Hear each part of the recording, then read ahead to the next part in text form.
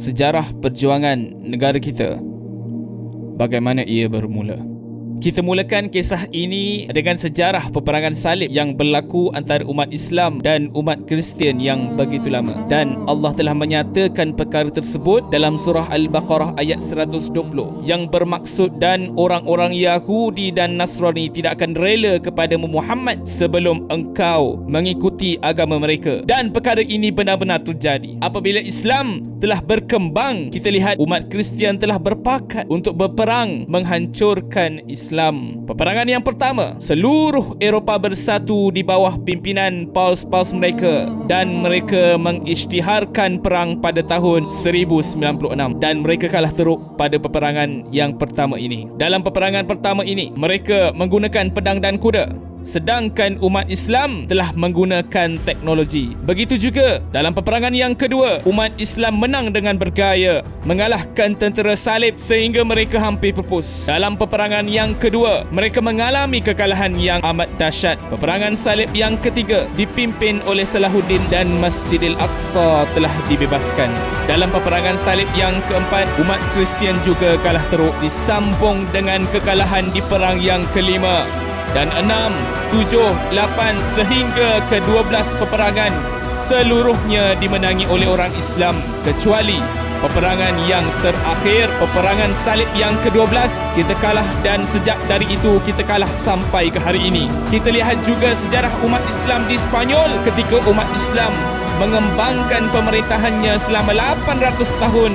Umat Islam bertapak di bumi ini, tetapi dendam dengan peperangan salib yang terus berlaku, dan setelah umat Islam telah kalah, umat Islam telah menerima malapetaka yang dahsyat. Selepas 800 tahun umat Islam di Spanyol, kita kalah, kita dibelah dua seperti itu. Gereja ini melukiskan gambar menunjukkan bahawa kami musnahkan orang-orang Islam di Spanyol. 5.6 juta orang-orang Islam, tiada seorang pun yang tinggal, dan toleransi tidak ada pada umat Islam. Selama 800 tahun kita memerintah Spanyol, aman tenteram dengan toleransi. Sebaik saja kita kalah. Raja Ferdinand dan Isabella di bawah naungan Katolik telah membunuh seluruh umat Islam. Tidak ada yang tertinggal. Wanita dibakar hidup-hidup. Peperangan salib yang ke-12 dimenangi oleh mereka. Sekarang mereka teruskan dengan peperangan salib yang ke-13 yang sedang berlaku sampai ke hari ini. Sebaik saja kita kalah di Spanyol. Negara Portugal yang asalnya Portugal, nama pun masih Arab lagi, telah dianugerahkan satu misi yang khusus kepada Lisbon untuk menghancurkan Timur. Sebab itu gereja telah memberikan perang salib yang ke-13 dipimpin oleh orang ini. Nama yang sering kita dengar, ditugaskan untuk membunuh setiap orang Islam di Timur. Bukan diajar untuk mencari rempah seperti yang diajar di sekolah hari ini. Dia ini yang nak datang untuk menggali kubur Rasulullah dan bawa balik ke Portugal untuk dibicarakan, dihakimi di sana. Dia ingin datang ke Mesir, ingin membunuh umat Islam seperti mana dia telah membunuh di Spanyol. Tetapi mereka sampai sahaja di Laut Arab. Mereka sedar, mereka beritahu kekuatan Islam bukan di bumi Arab, tetapi di bumi Timur, di India. Pusat pemerintahan Islam ketika itu di Malabar, dan mereka menukar haluan mereka daripada Mesir terus ke India. Perkara ini telah dinukilkan oleh ulama kita, Syekh Zainuddin Makhdum, yang menulis Fathul Mu'in yang banyak dipelajari di masjid-masjid hari ini, dan dia menulis kitab lain iaitu Tuhfa Al-Mujahidin. Dalam kitab ini diterjemahkan kandungan dalamnya. Beliau menceritakan ketika Portugis sampai di pantai India, kerajaan Islam dihancurkan sebagaimana dihancurkan kerajaan Islam di Spanyol. Setiap orang Islam dibunuh. Portugis datang untuk menghancurkan setiap jiwa Islam. Perang salib yang ke-13 yang tidak pernah diajarkan sejarah di negara kita. Negara kita mengajar mereka datang untuk mencari rempah. Mereka tak makan rempah, mereka tak makan karipak. Mereka datang untuk membunuh umat Islam seluruhnya. Perang salib ke-13 terus dilancarkan oleh gereja. Apabila selesai di India, dia mendengar sebuah negara Islam yang cukup besar, Mulaqah. Ya, dia datang ke Melaka dan dia ingin bunuh setiap orang Melaka seperti mana yang dilakukan di Malabari, India. Tetapi awas, orang ini lebih kuat daripada mereka. Kota Melaka lebih kuat daripada kota mereka. Kekuatan teknologi Melaka lebih kuat daripada mereka. Meriam Melaka lebih hebat, maka strategi plan B pun berjalan mencari proksi dan akhirnya Melaka telah roboh. Kota Melaka tidak roboh tetapi diroboh dari dalam oleh pengkhianat bangsa ini.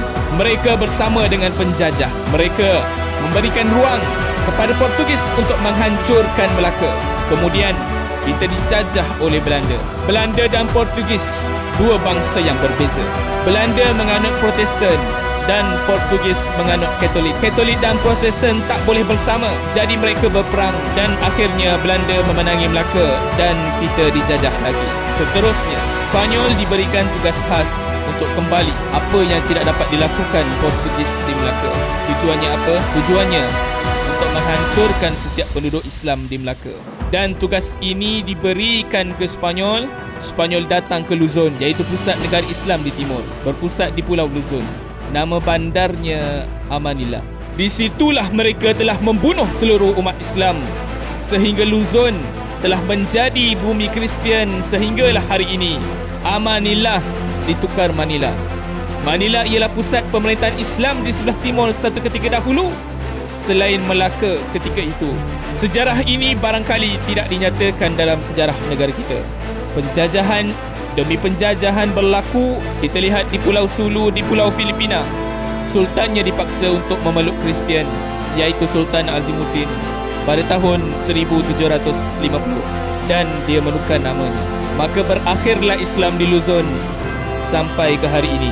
Mereka teruskan dengan membentuk pusat-pusat hub mereka di Asia Tenggara dan inilah perjuangan mereka datang ke timur. Kemudian bersama dengan British, misi yang sama diteruskan, bukan untuk mencari rempah semata. Mereka datang dalam misi perang salib yang ke-13. Hasilnya kita lihat bumi Indonesia hari ini.